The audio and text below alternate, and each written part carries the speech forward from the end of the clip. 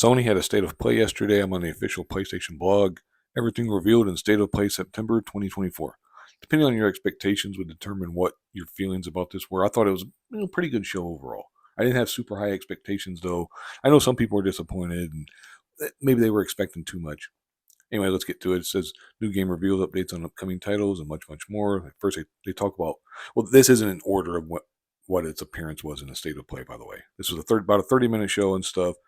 Like they talk about Astrobot, new speedrun levels, 10 new special bots to rescue from this fall.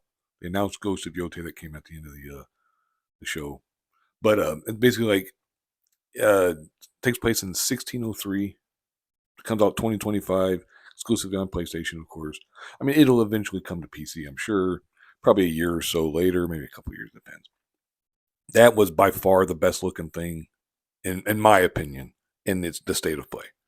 No disrespect to anything else. Like, there was plenty of other games that looked cool, but this game was just, I don't know, it just looked really, really cool. They announced a Horizon Zero Dawn remastered. One of the advantages, I guess, is if you already own it, it's only going to cost $10 as a remaster. Yeah, that's cool. I mean, it does say features over 10 hours of re-recorded conversation mocap and countless graphical improvements. Uh, they do change Alloy's uh, model basically for the worse, in my opinion. But that's me. I mean, they talk about the Lego Horizon adventures coming out November 14th. And then, of course, they got to mention some about the PlayStation 5 Pro, and they talk about that, the Chroma collection, the new wireless controller, console covers, yada, yada, all that stuff. It's, cool stuff, I suppose, but it's not really things I'm super interested in myself. They talk some about PlayStation Plus announcements and everything. They announced a pair of original PlayStation fan favorites, Dino Crisis and Blood Omen Legacy of Kain, will be released into PlayStation Plus Premium later this year. Blah blah blah and everything. They talk about Alan Wake 2 DLC, The Lake House, Arcade Chronicles, Dragon Age The Veilguard, which Dynasty Warriors Origins, Fantasia. I'll link this in the description box. You can read it for yourself. It wouldn't do any good for me to really talk about it. You might as well just watch it. It's not a very long state of play anyway, but this has it broken down into individual games anyway. So if you don't care about certain videos or games or whatever, you just skip over it.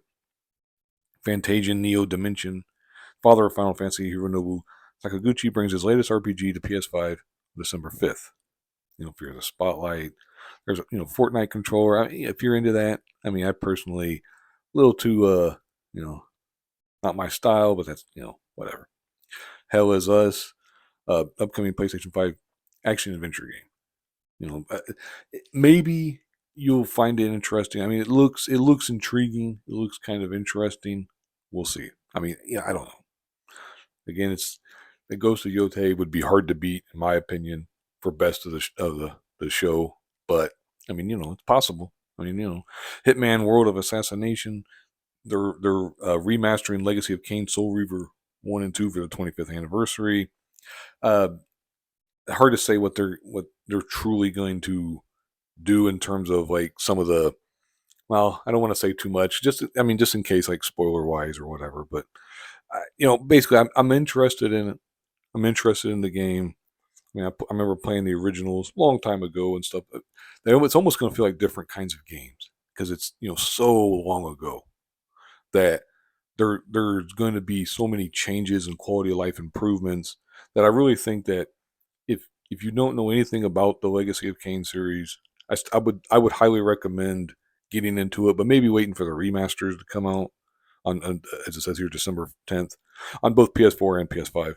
But anyway, just because there's going to be a lot of changes, like with games that old, there are a lot. Oftentimes, if you didn't grow up with them, or if you're not like really into that style of game, then you're probably not going to be into them. Like, well, I know plenty of younger people who really, really don't get into some of these older games because of the way that they were made and stuff.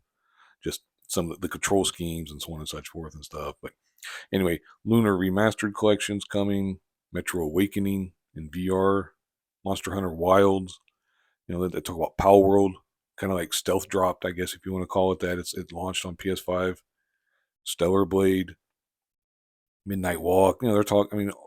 Teenage Mutant Ninja Turtles: Shredder's Revenge, Radical Reptiles, It has Mondo Gecko and Mona Lisa, the DLC, Sonic X Shadow Generations, Towers of Agaspa. That's way where the article ends. But like I said, I'll link this in the description box and read it for yourself.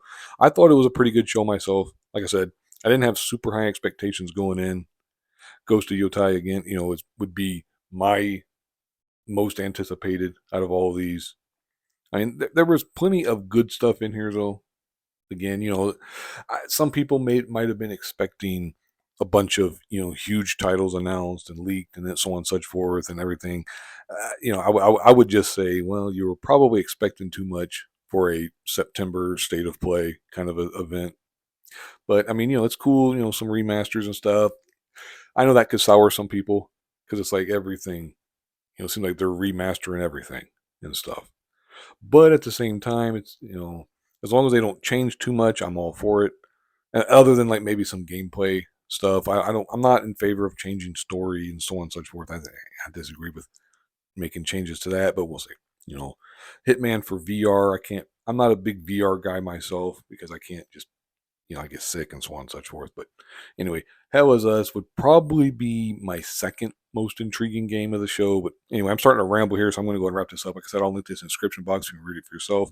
I would highly recommend watching all these videos, or just go to the Sony YouTube page and you can watch the entire thing. It's about 30 minutes or so. Like I said, it's worth it, at least in my opinion. Anyway, thank you very much for watching, and have